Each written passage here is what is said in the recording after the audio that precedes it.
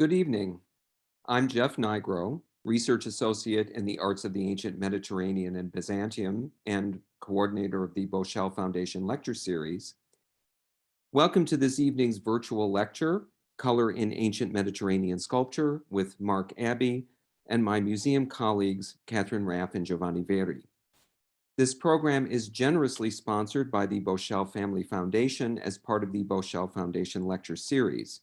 I would like to extend a special thanks to the Foundation and the Boschel family, especially Ned and Raynette Boschel and Betsy Todd, who is joining us virtually this evening. We're so glad to have you all here virtually, and while we wish that we could welcome you in person, we hope that this digital format can offer a chance to stay connected to the Art Institute from home. We'll begin with a brief overview of some of the features you'll be using today. This program will be shared in presentation mode, so we have turned off video and microphones for attendees. For optimal viewing, please select full screen mode under View Options in the top right corner of your screen. Throughout the presentation, you're invited to share questions through the Q&A feature at the bottom of the screen, and we look forward to answering some of these questions at the end of the presentation. Closed captions are available and can be turned on via the controls at the bottom of the screen as well. If you encounter any technical difficulties during this evening's program, again, please let us know in the Q&A and we'll do our best to assist you. This program is being recorded, so if you'd like to revisit it in the future, you will be able to do so. Now it's my pleasure to introduce our speakers. Dr. Mark Abbey is Associate Professor of Art History and Area Chair of Art History at the University of Georgia, where he is also Associate Faculty in the Department of Classics. A specialist in Greek and Roman antiquity with an interest in placing works of art into their historical contexts, Dr. Abbey has done extensive archaeological field work throughout the Mediterranean, and he has also considerable experience in the conservation and scientific investigation of works of art. He is also the founder of the multidisciplinary Ancient Polychromy Ancient Polychromy Network at the University of Georgia. Dr. Catherine Raff is the Elizabeth McIlvaine Associate Curator in the Arts of the Ancient Mediterranean and Byzantium here at the Art Institute. Dr. Raff holds a PhD in the history of art from the University of Michigan. Her primary research interest centers on the arts of the Roman world, but she has also worked on topics pertaining to the museum's holdings in Greek, Etruscan, and Byzantine art. Dr. Giovanni Veri is a conservation scientist in our Department of Conservation and Science. He holds a PhD in physics from the University of Ferrara, Italy, and an MA in conservation from the Courtauld Institute in London. His research interests include the development and application of techniques for the analysis of color. Among other achievements, he has developed an imaging technique that makes it possible to map the presence of Egyptian blue, a very commonly used pigment in antiquity, even when that pigment is otherwise invisible to the naked eye. Thank you again all for being here, and I will now hand things over to Mark. Thank you, Jeff. Good afternoon, good evening. It's a great pleasure to be with you today. Since the 16th century, surviving ancient sculpture has generally been seen as self-evidently monochrome, as concerned with aesthetic ideals that are highly decontextualized from their ancient environment, such as simplicity, proportions, purity of form, and increasingly in our own age, as a symbol of immaculate whiteness, that is the absence or negation of color. Color, in turn, has largely been considered the proper domain of two-dimensional painting and art since the Renaissance Paragone debate. Yet little of this has to do with antiquity, and what we commonly identify today as the naturalism of ancient marble sculpture was then originally defined and characterized by nuanced, often lifelike and artful painting and rich polychrome detailing in a multitude of materials. These all aided their legibility, enhanced their differentiation, and in context aligned and distinguished them from their nearby figured images. Coming to this lecture, I presume that you're all well aware that burial, early discovery, historic restoration, and traditional cleaning techniques. And I would add to that canonical list the still widespread tacit assumption that no color remains today. All of these have reduced what coloration survived from antiquity. Until surprisingly recently, much color has been electively forgotten or ignored in Greek and Roman sculpture. At present, we're in the midst of a deep and creative re-examination and rethinking about colors and materialities in Greek and Roman statuary and sculpture, and the role of variegation in the arts, all within a much wider, globalized ancient Mediterranean world. This color research is aided by new, detailed, multidisciplinary scientific ways of examining and re-examining works, and builds upon a rich foundation of early research from the 19th and early 20th centuries. Increasingly, even the most iconic masterpieces of Greek sculpture, such as the Parthenon pediments, have begun to reveal their first remains of color and patterning, such as these remarkable vestiges of painting discovered in the excellent research by my co-presenter Giovanni Veri. In thinking of such coloration, we would do well to remember that Phidias's brother, the nephew Paeonius, was a distinguished painter, and the composition, style, narrative, and the like of the pedimental sculptures were influenced by contemporary painting. This is also true on the much more open, unframed composition of the massive 16.5-meter diameter shield of the Parthenon's colossal chryselephantine or gold and ivory statue of the Athena Parthenos. If we go back one slide, we'll see that you have a small marble replica, the full-scale replica in Nashville, and a detail of a replica shield at bottom right. That shield depicted the Battle of Amazons, and the Arts Institute's marble relief of a fallen Greek warrior is a remarkable to scale replica of a single figure from that shield. Although no vestiges of polychromy remain, details of the carving style and finishing technique appear to deliberately evoke the composition's original metallic origins, such as the high marble polish and some of the details you see at right. Now, all told, investigations into the polychromy of Greek and Roman marble sculpture constitute a new microsurface stratigraphy of artworks, kind of new microarchaeology. The evidence is inevitably fragmentary, but provides new insights, such as the ochre flesh pigmentation of this statue. And many works seemingly devoid of color, upon investigation, preserve important, significant vestiges. That's the case with these two portrait busts of the Roman Emperor Septimius Severus and his wife Julia Domna. Upon investigation in different lighting conditions, such as ultraviolet and infrared, microscopic examination in turn can reveal complex, multiple layers of painting on here, the emperor's fringed imperial cloak, and vestiges of a thinner wash of purple pigment over the outside garments of both figures in the next slide. This is akin to what we see in other portrait paintings from the period, such as the exceptional corpus of painted mummy portraits from Roman Egypt, such as you see here. The present impression of most ancient marble sculptures is one of chromatic sameness. That is deeply misleading of their original variation and coloration.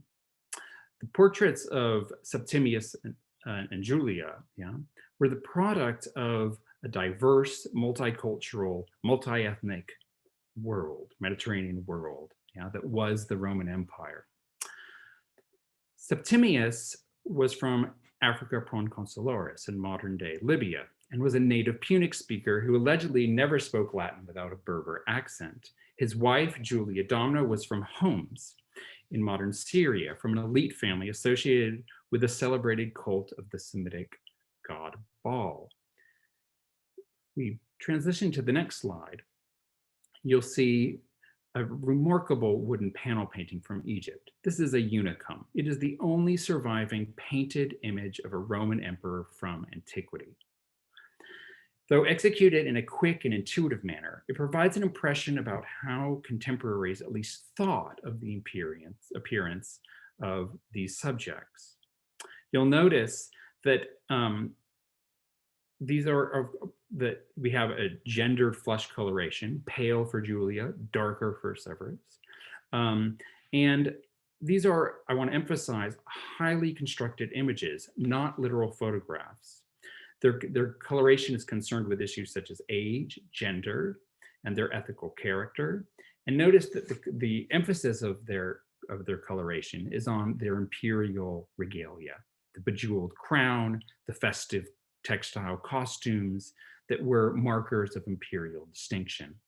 Other paintings from Egypt can bring us quite close to the impression of similarly scaled intimate marble portrait busts from the same period. While some icons of well-preserved polychrome have been long well recognized, such as the so-called Alexander sarcophagus, others are new and originate from current archaeological excavations, such as in the next slide, a remarkable corpus of state relief monuments from Nicomedia being studied by the Turkish archaeologist Tunasara Ogturk. These depict an imperial arrival or adventus with the Roman emperors Diocletian and Maximian, as well as other scenes representing barbarian captives. Now, the materials employed in polychrome statuary in Greek and Roman antiquity varied greatly and were truly diverse and almost all-encompassing. The previously mentioned gold and ivory chryselephantine statuary was among the most prized. And we do have fragmentary examples, such as the image you see at right, the remarkable head. And I want to emphasize to you that though we call these chryselephantine or gold and ivory, they were in fact richly composite works. They included gold and other metals, ivory, bone, different woods, including ebony, polychrome stones, colored and gold-backed glass, and other sumptuous materials.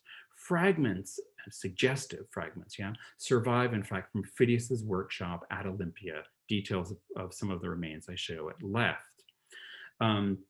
So these were works that were simultaneously monumental and precious, delicate in their visual effects, and subsequently cared for and maintained by painters and glazers. The range of metallic polychromy on bronze sculpture is now largely lost, but was exceptionally wide and has few post-antique parallels in large-scale European statuary after antiquity. Though surviving ancient bronzes are now green, brown, and black with their patinas, they were originally defined by a radiant glory as suggested by this visually arresting reconstruction. Different alloys, patination, and inlaid materials such as eyes on this remarkable recently discovered portrait imparted a wide chromatic range paired with surface realism of fine anatomical detail.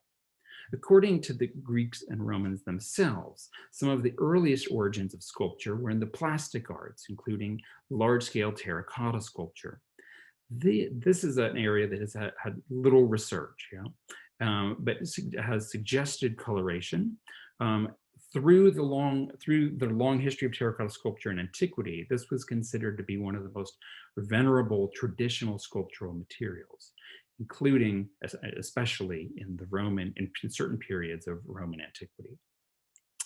During the later Greek and Roman periods, an encyclopedic array of sumptuous colored stones from across the Roman world were employed in statuary.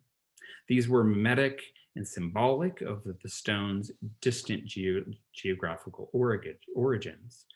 This blue-bearded bust left represents the syncretic Greco-Egyptian deity Serapis. Its dark blue, black saturated appearance presents traditional Egyptian notions of fertility and cosmic regeneration.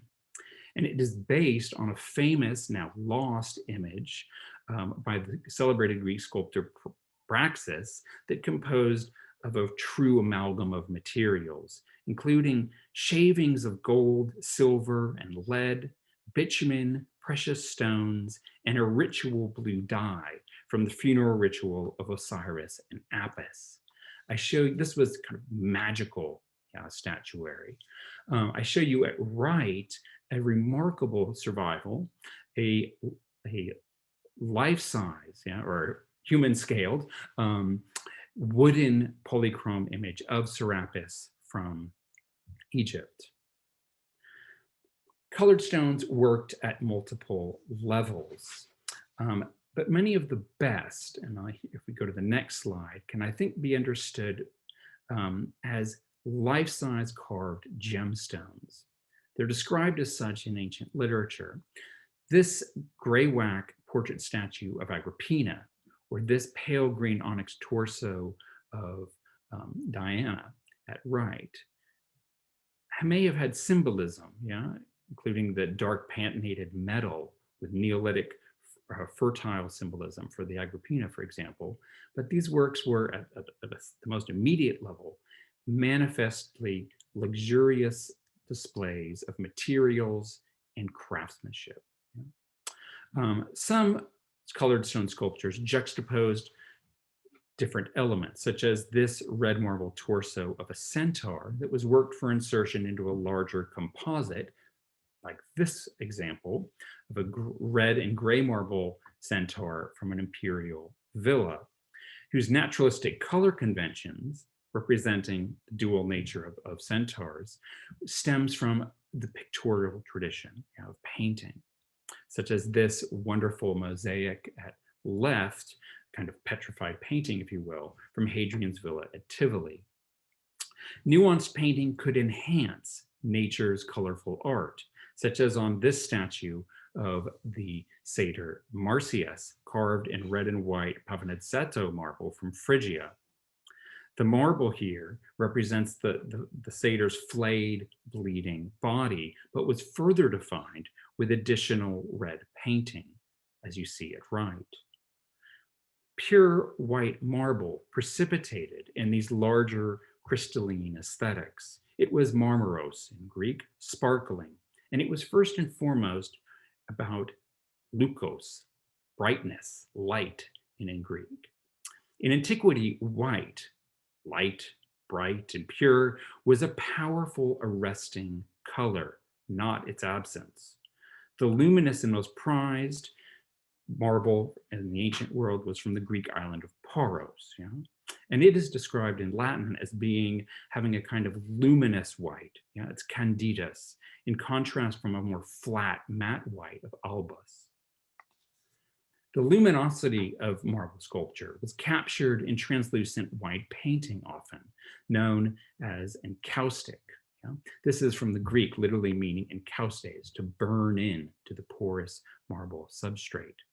This painting technique was reported to have been perfected by a sculptor, the famed Praxiteles, known best today for the ideal, naturalistically lifelike, human-scaled painted marble image of the Aphrodite of Cnidos, celebrated in antiquity.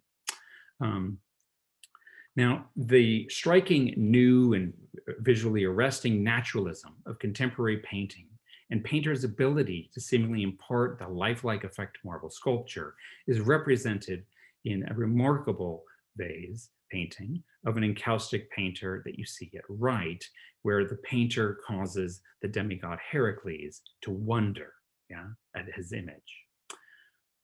The delicate subtlety of such painting is almost completely absent in the extant record of marble sculpture. But I think we can look at other media. Rock crystal, for example, was thought to be a kind of hyper-distilled ice. It may have captured, or at least evoked, something of the translucent surface layers of painting, finishing, and glazing, once as seen by ancient eyes. This handheld image of Aphrodite is an example of a large number of small, intriguing statues that came to life through human contact when held in the hand, or kissed as described by the Latin poet Claudian. Similarly useful to think with is a remarkable newly discovered group of gold rings with sculpted gold portraits capped with rock crystal. The hologram-like visual effect of these intimate commemorative portraits may have been somewhat akin to the glazes and varnishes described both on statuary and on two-dimensional painting, that it seemingly, according to the ancient sources, dissolved the materiality of the painted surface. The art of painting on transparent glass was also praised explicitly, in this case, by Pliny the Elder. And it allows for a more chromatic view in the next slide. Here's a representative sampling of some preserved painted glass. If we go to the next image, we'll see a remarkable portrait from Pompeii, painted on translucent clear glass at 2.3 centimeters in diameter. It's smaller than a quarter. It's a breathtaking masterpiece of ancient miniaturistic painting. And it suggests, I think, something of the prized subtlety and delicacy of the marble, of marble sculptures, translucent painted substrates. If you go to the National Museum in Naples today and watch the light from as it comes across the front surface and transmits through the glass, yeah, the image, though fragmentary, almost appears to sort of come to life.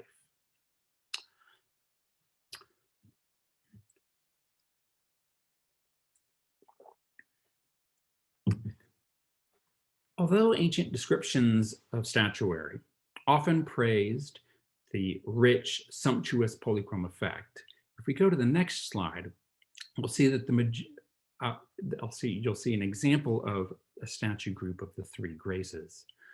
The majority of white marble sculpture from Roman antiquity conspicuously avoided inlay and metal attachments, and thus eschewing composite media.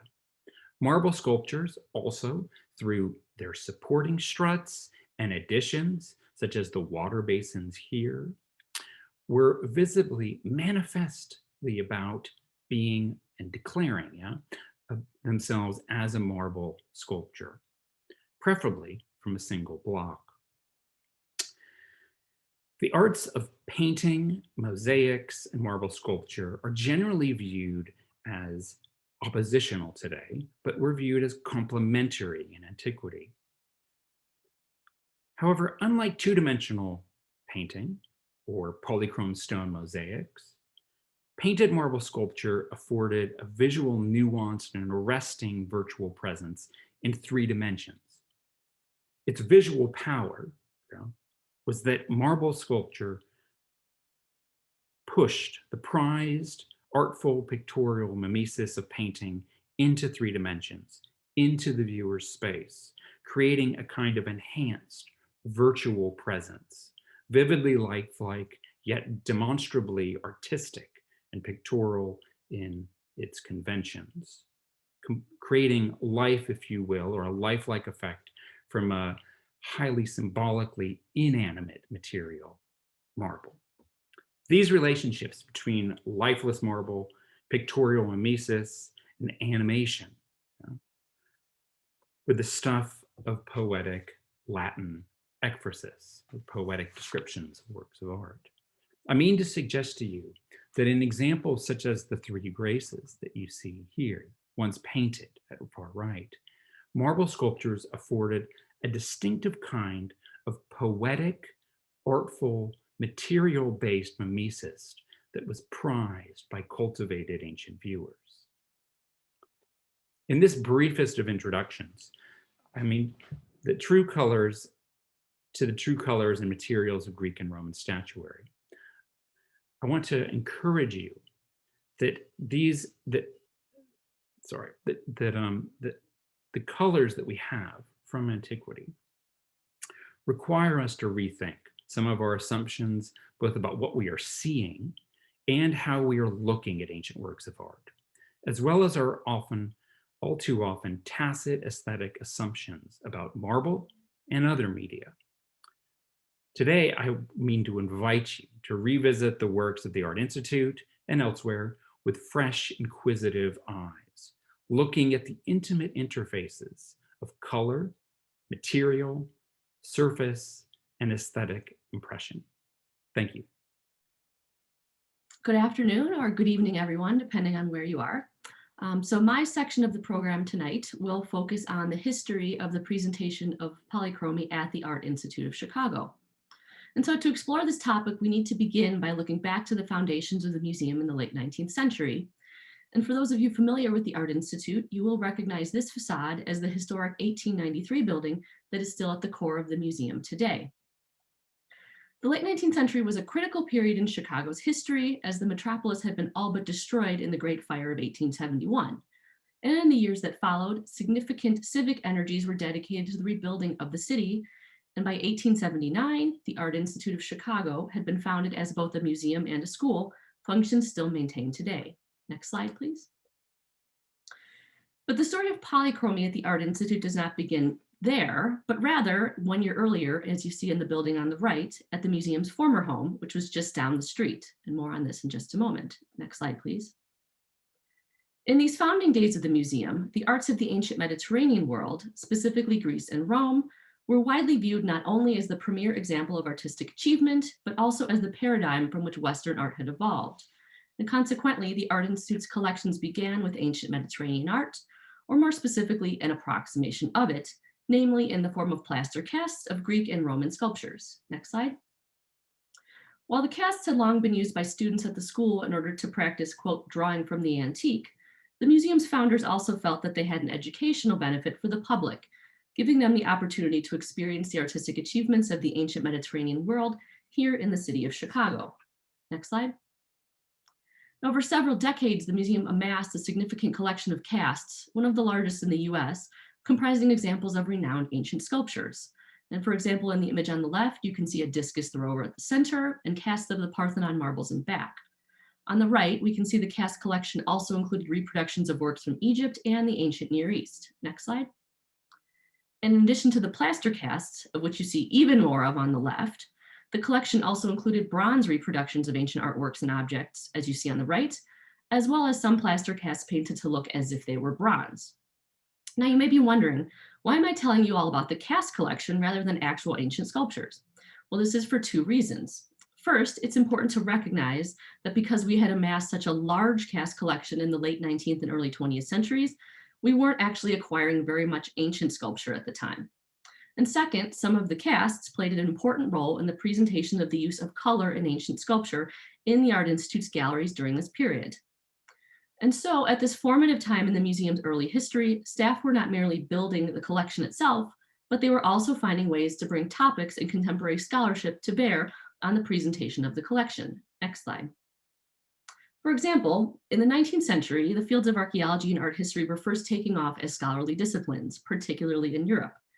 This resulted in archaeological research and excavation projects taking place in the Mediterranean world, through which scholars began to document traces of color on ancient sculptures and monuments alike. They also began to create conjectural reconstructions of the work's original appearances, which in turn led to lively debates about the extent to which sculptures and monuments were fully or only partially polychromed. Next slide. These topics didn't just stay in scholarly circles, though. In the late 19th century, German archaeologist and museum director Georg Treu brought this topic to public audiences in the form of an exhibition held in Dresden and Berlin, which included colorful reconstructions such as the one seen here. Very soon after, the public presentation of this topic reached American soil, first in the form of an exhibition held at the Museum of Fine Arts, Boston. Next slide. And soon after here in Chicago as the Polychrome exhibition, which took place in 1892. And I think just to put things in perspective, that's coming up on 130 years ago. This exhibition was brought to Chicago by Dr. Alfred Emerson, the museum's first curator of classical antiquities and also a faculty member at Cornell University. And sadly, we don't have any photos of this exhibition, at least as far as we can tell, but we are fortunate that it was accompanied by a short catalog, which you see here, which shed some light on the nature of the exhibition and the objects that were featured. And above all, the Chicago Polychrome exhibition was intended as an experiment that attempted to reconstruct in different ways the colorful and vibrant appearances of sculptures and buildings from the ancient Mediterranean world. Among the more than 50 objects included in the Chicago exhibition, many were plaster casts that had been polychromed, with some lent by the Museum of Fine Arts Boston, but with the majority coming from the Art Institute's cast collection, which were either colored or bronzed using materials including chalk, pastels, and wax. Next slide. The exhibition also included a number of tinted photographs as well as watercolors depicting sculptures and monuments from the Acropolis in Athens discovered around this time. And although not identified as such in the actual catalog, the watercolors appear to have been the work of Émile Gilleron, a renowned draftsman whose depictions of the finds from the Acropolis were featured very recently in a 2019 exhibition at the Metropolitan Museum of Art. The Chicago Polychrome exhibition appears to have included a version of the watercolor you see at the top. And just for reference, you can see the actual pediment, which is still in Athens at the bottom. Next slide. In terms of actual ancient artworks in the exhibition, it included a small number of objects from the Art Institute's collection that preserved some traces of color, such as this lion's head, as well as a number of terracotta statuettes. In the case of the latter, it's not entirely clear precisely which objects were included because the object list was notably vague, listing, for example, several standing Greek ladies, and the catalog also lacked the museum's object numbers, preventing the clear identification of specific works. However, I illustrate this figure on the right to give you a sense of the types of objects that were featured. Next slide. The exhibition also included several ancient or presumed ancient Roman sculptures from the collection, including the two examples you see here, which according to the catalog were, quote, temporarily colored in pastel, end quote. In the catalog, Emerson contrasted the use of pastels on the marbles with that of the plaster casts, noting, quote, more pleasing results have been obtained with pastel colors on marble, showing how much depends, even in polychrome sculpture, on the texture of the material, end quote. He then went on to say that, quote, it would have been indiscreet to try wax on the original antiques, and even with pastels, great care was exercised to avoid the danger of staining the marbles. Next slide. And so as we approach the 130th anniversary of this exhibition in just a few months, I want to take a moment to highlight its significance with regard to the presentation of polychromy at the Art Institute. Remember, at this point in time, the museum was only 13 years old, meaning it was still a relatively new phenomenon for our local audiences to be able to see actual ancient artworks and casts of renowned ancient sculptures, let alone to have the opportunity to experience these polychromed reconstructions that attempted to approximate the artwork's original painted appearances. One can imagine that this might have been somewhat surprising, if not shocking, to contemporary viewers at this time, given that the topic of color in ancient sculpture continues to be met with some surprise and astonishment even today. And before moving on, just a final note on the cast collection. And so even as the polychrome exhibition had long ended, some works in the cast collection continued to be colored until at least 1917, as far as our records show. As the popularity of ancient Mediterranean art waned in the decades that followed, the cast collection was largely dispersed, discarded, and destroyed by the 1950s. Next slide. However, on a more positive note, during this time, the museum continued to build its collection of ancient artworks, slowly filling the gap long occupied by the cast with actual ancient sculptures, a few of which preserve visible traces of their ancient polychromy, as you see here. During this period, discussions about the polychromy of these objects were limited primarily to visual observations of color and gilding. However, in recent years, as the polychromy of Greek and Roman sculpture has increasingly become a subject of research among scientists, conservators, art historians, and archaeologists, as well as a topic of popular interest, as already noted by Mark, we at the Art Institute have been able to apply new interdisciplinary approaches to the search for evidence of color on artworks in our own collection. Next slide. Within the last decade, the most comprehensive search to date for traces of polychromy among the objects in our collection was carried out as part of our work on the online scholarly catalog, Roman Art at the Art Institute of Chicago, published in 2017. I'm fortunate to have worked collaboratively on this project with a number of colleagues, particularly objects conservator Rachel Sabino, who undertook the Herculean task of searching for evidence of color and gilding on any and all works that might have once been painted. Next slide. Among the marbles in particular, traces of pigment were found on only two sculptures. The first, the statue of Meleager, as shown before, which preserves traces of lead red over lead white in the figure's cloak, which are actually visible to the naked eye. Next slide. However, since it may be difficult to see this in Zoom, I'm including here an annotated image on the right with the areas of pigment marked in blue. Next slide. And briefly, I just want to point out that this research is very clearly outlined in the catalog under additional or applied materials, allowing research easy access to this up-to-date or nearly up-to-date at this stage, as you'll see in just a moment, information. Next slide. And I should point out too that these initial discoveries led us to conclude at that time, and however tentatively, that the cloak was most likely some form of red, perhaps not unlike what one finds in this Roman wall painting, which shows the hero Theseus with a deep red cloak. But of course, we recognize that we don't know this for certain, purely based on the small traces of pigment that we did find. Next slide. Traces of color were also found on this portrait bust of a woman, including minute traces of red ochre, yellow ochre, and carbon black, with the last two found in a channel behind the diadem, as you see on the right. Next slide. And again, just to point out here that all of this information is fully published in great detail in the catalog in the event it might be of interest to any of you tuning in tonight. And admittedly, the very limited amount of pigment found in both of these cases cannot tell us precisely how these objects once appeared, but it does help us establish that both were painted in antiquity. And our research, of course, does not stop with these discoveries, as they serve as critical stepping stones for ongoing research into the collection, particularly as our approaches are enhanced with new analytical techniques. Next slide. To give just one final example of the ongoing nature of our research, we must return to the statue of Meleager. Only 1 year after our initial findings were published in the Roman catalog, objects conservator Rachel Sabino and Professor Mark Walton of Northwestern University identified the presence of Egyptian blue in the figure's cloak, which you see fluorescing in white in these images. To do so, they used an imaging technique not available to us at the time of production of the catalog, but which was developed by my colleague Giovanni Berry, who you'll hear from in just a moment.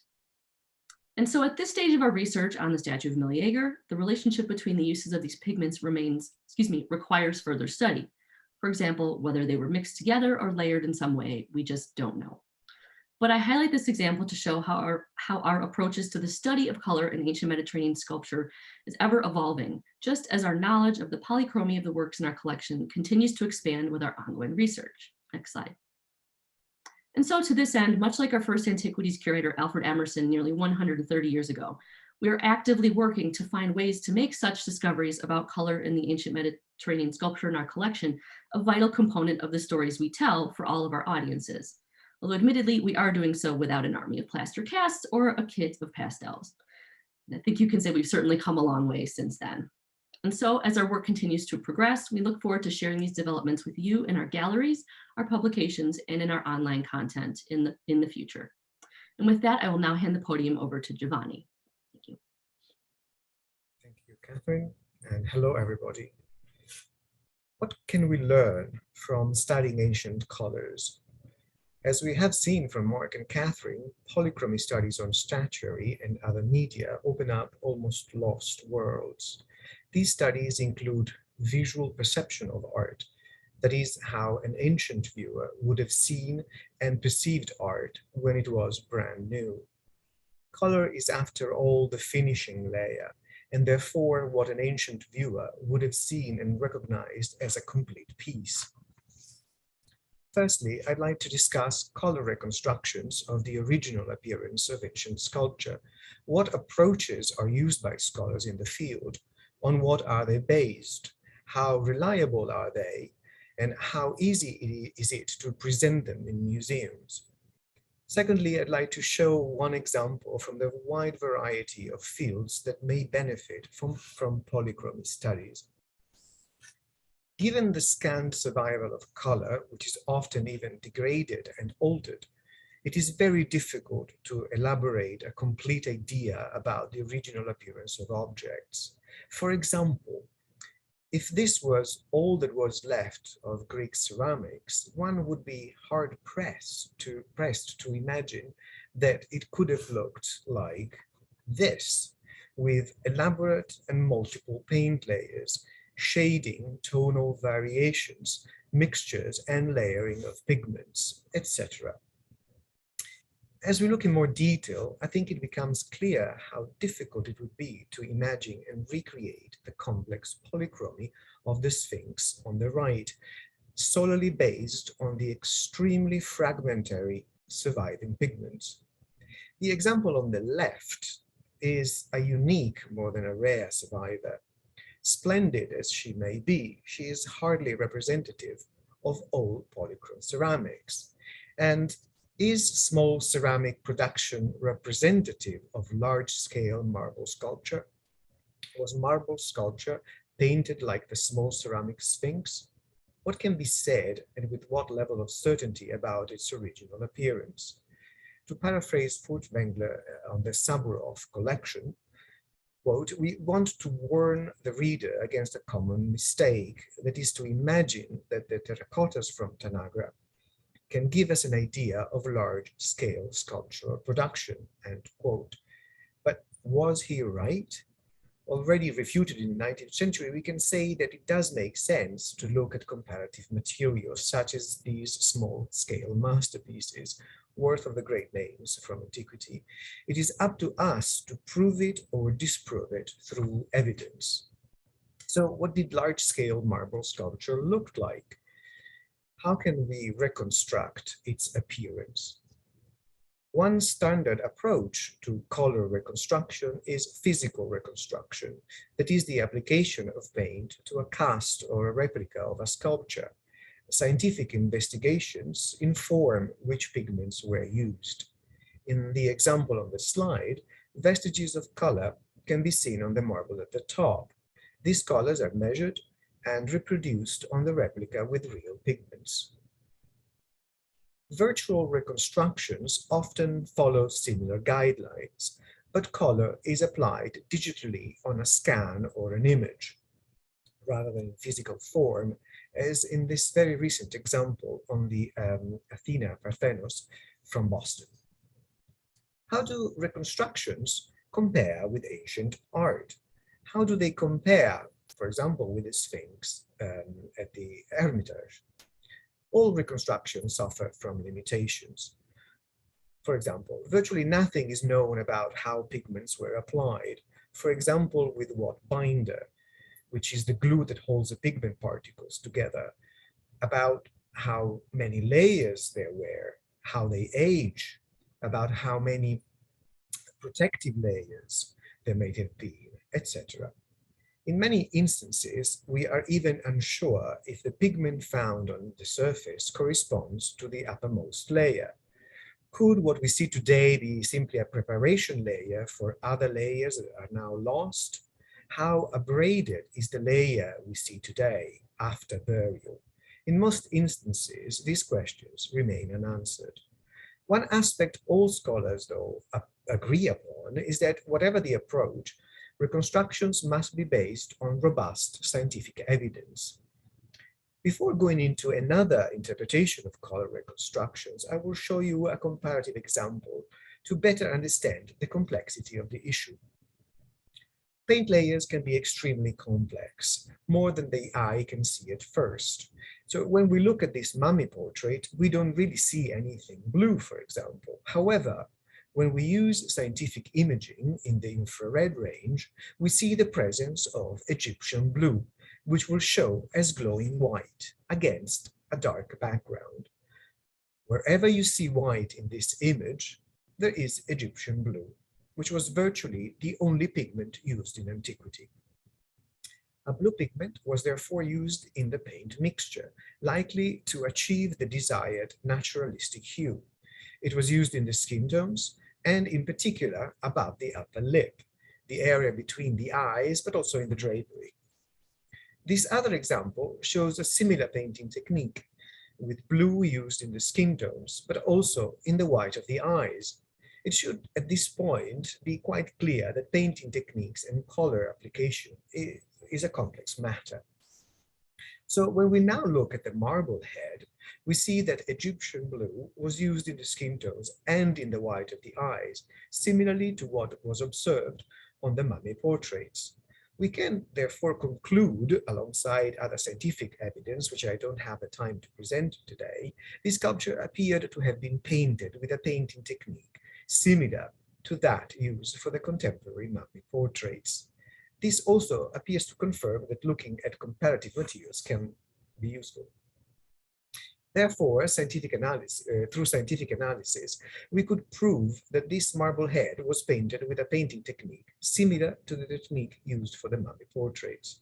Therefore, another approach to color interpretation, a color that I actually prefer over reconstruction, is to use painting the mummy portraits for the color reconstruction and to virtually transplant the painting onto the marble head.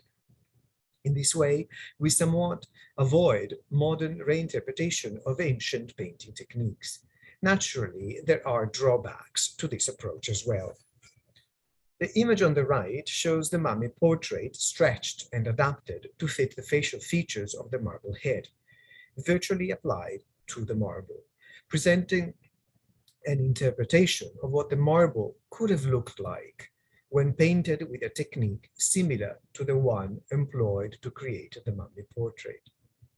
So this is not really intended as a reconstruction of the original appearance, but as a possible appearance, which tries to include Roman sensitivity and technique while applying the paint layers.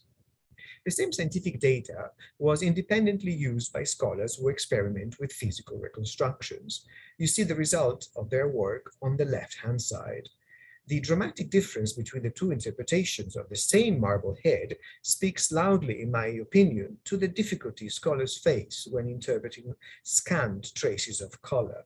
Lots to do, clearly, on this front, and a very difficult task to present in museums and elsewhere.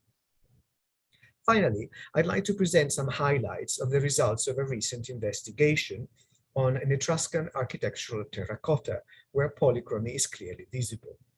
This is to show that polychromy studies can provide information on many fields of inquiry, in this case on textiles. The scene represents an animated gigantomachy, the battle between the giants and the Olympian gods for the domination of the cosmos. A snake-legged giant is struggling and defeated by a god and a goddess. The dress of the female figure was a subject of this study. What can be said about it? Dress in antiquity could also have been colored and display a variety of patterns and designs, as you can see on the right-hand side. If we once again look for Egyptian blue in the infrared range, we can immediately see that it was used on the wing and the legs of the giant, where it is already visible with the naked eye, but also on the dress of the female figure, where it is not really visible. If we use ultraviolet instead of infrared radiation, we see different materials. What appears white is a modern restoration, but the glowing pink is a plant extract, madder, which was used to paint as well as to dye textiles. If we look in more detail, we can see that there is a pattern on the dress with bands along the side and along the neckline, as indicated by the white arrows. The image on the right is not intended as a reconstruction, but only as a way to more clearly show the color pattern as we have identified it. In conclusion, polychromy studies are far-reaching. I hope it will surprise you to also hear that we might soon benefit from them ourselves in our daily lives. The discovery of the imaging technique for Egyptian blue has triggered a strong interest in this ancient pigment and in its properties in the infrared range for nothing less than high-tech applications. This is a rare instance where studies on ancient color have directly inspired technological advances. And here is one proposed application where nanoparticles of Egyptian blue are used to reveal fingerprints, but others include medical equipment, solar panels, heat reflective paint, etc. Science and art really lie to walk side by side. Thank you very much for your attention. Thank you all very much, Mark, Katie, and Giovanni. We do have a little bit of time for some questions and lots of interesting ones coming in, so I don't know that we'll get to many of them, but we do have a little time for them. One is, could the speakers talk about why so much of the color is lost to us today, specifically regarding the role of age, burial environment, and natural degradation of pigments? I don't know which one of you wants to field that. Giovanni? Mark. You, I will say that, I mean, I think it's important to recognize that almost all of our material that has color um, is essentially from very traumatic burial contexts, where we have well-preserved painting from antiquity is in sealed tomb deposits like the Alexander sarcophagus. And there are a whole array of factors, many poorly understood, about how the layers of polychromy deteriorate. I've compared it to the layers of an onion, in that often we seem to have a paint layer that's quite distinct, and then there's surprisingly almost nothing on top of it, perhaps as if they were using a different media, binding media on the next uppermost layer or the like.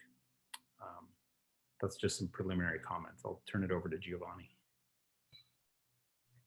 That's definitely true, and material that comes from drier environments, such as found in Egypt, for example, are in a better position to preserve more color.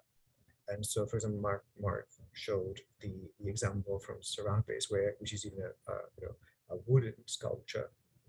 So there is definitely also scope for new discoveries that will not sort of be subjected to unsympathetic cleaning treatment as it happened in the past. So there is also scope for new discoveries. Well, we've had several questions sort of related to this, and it's fairly broad, but I think very interesting. Were colors, do we know the colors were coded in any way? I mean, were there gender, religious, and political messages encoded in the choices of color, if any, or were colors associated with certain things that we know of, or was it more of an aesthetic question of what looked beautiful? Do we have any information about that? I would say the answer is E, all of the above. Just think about how the many manifold ways that color is an important factor in contemporary society. Yeah. In the past, I think it's fair to say that in terms of visual culture, art, color, especially in antiquity, is one of those languages that we're really only beginning to systematically investigate.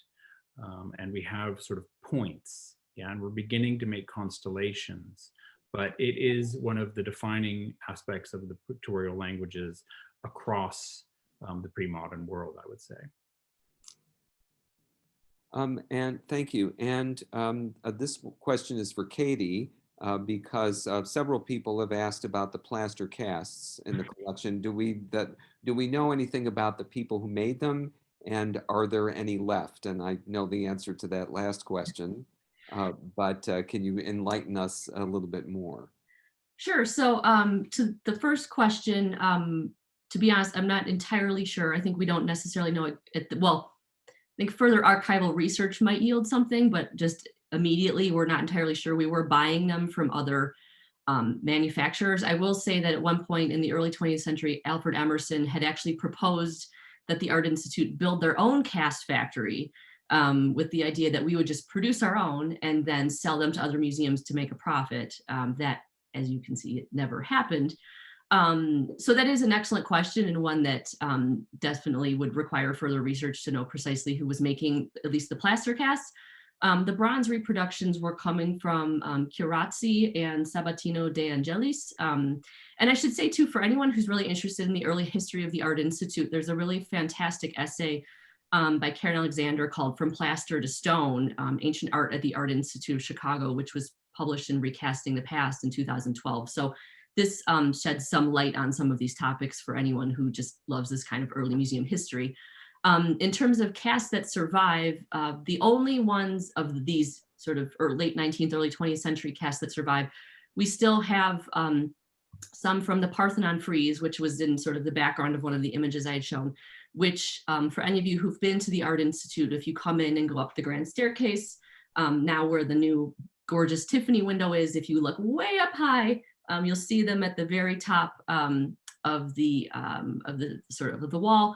These are not in our collection anymore. They're actually in architecture and design. But I will say we have a 21st century cast in our galleries. We do have a cast reconstructing our fragment of a portrait head of Antinous with the rest of the bust that's in Rome that reconstructs their original appearance. So casts have actually found their way back into our galleries for those of you who are interested.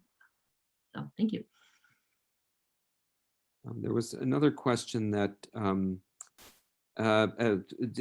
did the matter used to create the paints cause any illnesses that to the user that we know of?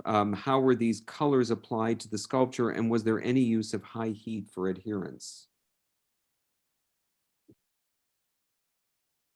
Either Mark or Giovanni, if you can address any of that.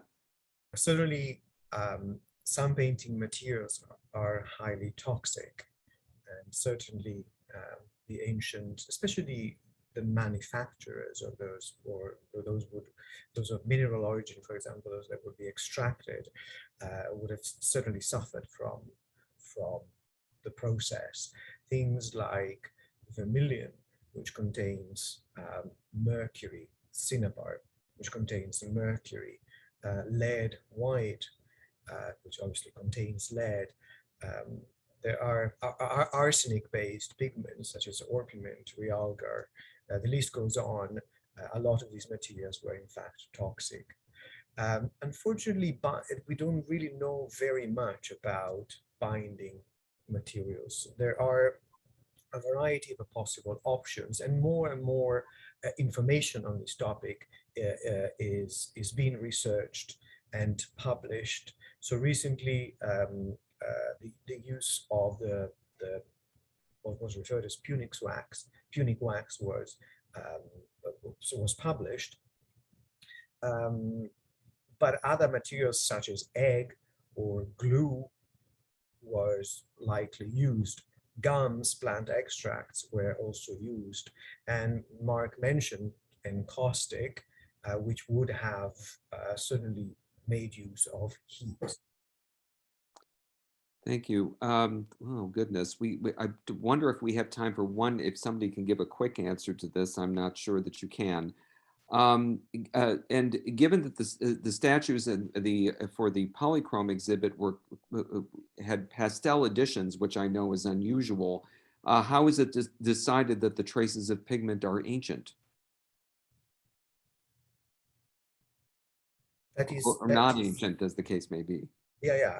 Every case is different, and the physical history of these objects is different. So there's not only the possibility of finding modern additions, let's put it that way, such as the pastel mentioned, but also even ancient restorations, and Mark, I think, hinted at this, that testify to the long lives of these objects before long periods of burial.